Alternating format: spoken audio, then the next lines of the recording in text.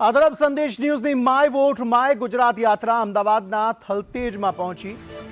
અમદાવાદના થલતેજમાં સંદેશની આ my vote my Gujarat યાત્રા પહોંચી છે। થલતેજમાં ટ્રાફિક, રોડ અને પાણીની સમસ્યાઓ છે, ત્યારે થલતેજના સ્થાનિકોનો મિજાજ શું છે તે જાણવા માટે સંદેશની ટીમ અહીં પહોંચી છે। શું કહી રહી છે ચૂંટણીને લઈને અહીંની સ્થાનિક જનતા, તેને લઈને સંદેશ ન્યૂઝની ટીમ જે છે તે થલતેજના લોકો સાથે ચર્ચા કરી રહી છે, તેમના પ્રતિભાવ જાણી રહી છે, તેમને સમસ્યાઓ શું છે, એ સમસ્યાઓ હલ કરવા માટેના પ્રયત્નો તેમણે કેટલા કર્યા, એ પ્રયત્નો બાદ શું તંત્ર દ્વારા તેમની સમસ્યાઓ હલ કરવામાં આવી કે ના આવી, તેને લઈને જનતાનો મિજાજ જાણવા માટે સંદેશ ન્યૂઝની માય વોટ માય ગુજરાત યાત્રા અત્યારે થલતેજના સ્થાનિકોને મળી રહી છે, તેમની સાથે ચર્ચા કરી રહી છે, તેમના પ્રતિભાવ જાણી રહી છે।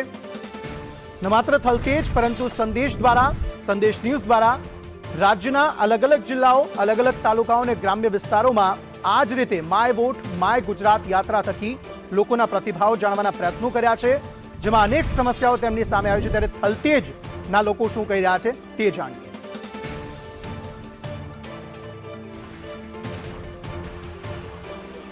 માય વોટ માય ગુજરાતની યાત્રા અમદાવાદના દરેક વોર્ડમાં ફરી રહી છે, ત્યારે લોકોમાં કેટલી જાગૃતતા છે અને એ જ સંદેશ અમે પણ આપી રહ્યા છે કે લોકોએ મતદાન કરવું જોઈએ, પોતાનો કિંમતી વોટ આપવો જોઈએ, કારણ કે એ પણ પોતાની લોકશાહીના પર્વમાં ફરજ આવે છે। તો કેટલાક યંગસ્ટર્સ છે શહેરના, એમની સાથે જ આપણે વાત કરીશું। આમ તો લોકશાહીનું પર્વ અને આ લોકશાહીના પર્વમાં વોટ આપવો એ યુવાઓ માટે કેટલું મહત્વનું હોય છે? અમારા માટે બહુ મહત્વનું છે। અમે વહેલા ઉઠીને વોટ કરવા જવાના છીએ અને બીજા લોકોને કહીશું કે તમે જલ્દી જઈને વોટ કરો, કેમ કે એક વોટથી સત્તા બદલી શકાય છે। એઝ અ યંગસ્ટર્સ તરીકે તમે શું માનો છો કે તમારા વિસ્તારમાં સૌથી પહેલી જો પ્રાયોરિટી હોય તો મારા વિસ્તારમાં આ જ પ્રાયોરિટી જોઈએ? હેલ્થ કે એજ્યુકેશન કે પાણી કે ટ્રાફિક, કઈ સમસ્યાનું નિરાકરણ પહેલી પ્રાયોરિટીમાં લાવો તમે? આજના ટાઈમે હેલ્થ અને ટ્રાફિક આ બે વસ્તુ સૌથી અગત્યની છે મારા દૃષ્ટિએ। તો મને એવું લાગે છે હેલ્થ અને ટ્રાફિક એ બે વસ્તુ બહુ સારી રીતે જોવી પડશે।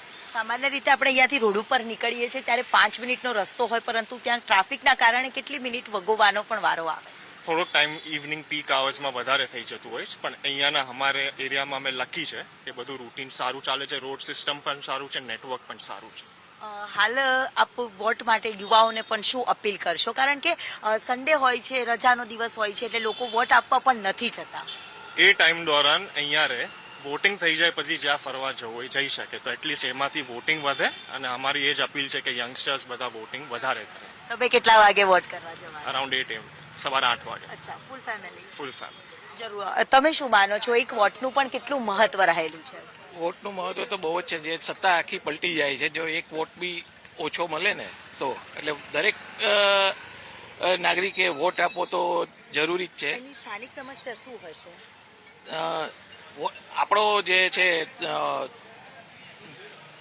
સોસાયટીની સમસ્યા છે કે બાર રોડની કે કોઈ બી ટ્રાફિક સમસ્યા છે, એ બધું જ જલ્દી હલ થઈ શકે છે એનાથી। એટલે તમે જવાના વોટ આપવા? વોટ આપવા જવાના છે। શું અપીલ કરશો?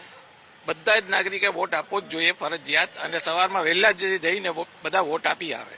જરૂર। એટલે લોકોમાં પણ એક અપીલ છે, લોકોમાં પણ વોટને લઈને જાગૃતતા છે, તે જરૂર જોવા મળી રહી છે। કેમેરામેન પુખરાજ શર્મા સાથે દિવ્યા ચૌહાણ, સંદેશ ન્યૂઝ, અમદાવાદ।